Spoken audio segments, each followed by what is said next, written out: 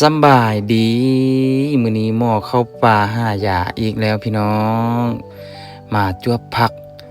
กูดงองผักกูดงออะ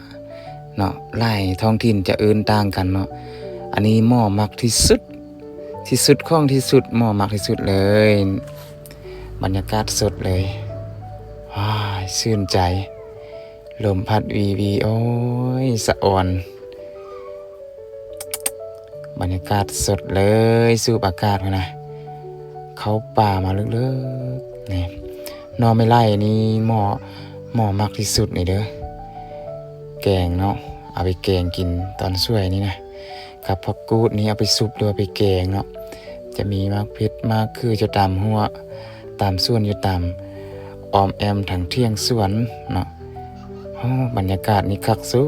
ดหาซื้อใส่บ่ได้แล้วบรรยากาศนี่นะเนาะ สูบอากาศสดๆชื่นใจไว้มื้อนี้นะถึกเจอหม้อสุดแบบนี้นะนี่อยู่ในให้นาหัวส่วนอันนี้จะเป็นมักรอดมักนอดป่านี่แหละกินแซ่บนะพี่น้องมีผักซุปมีหน่อไม้แกงคักสุดเลยพี่น้อง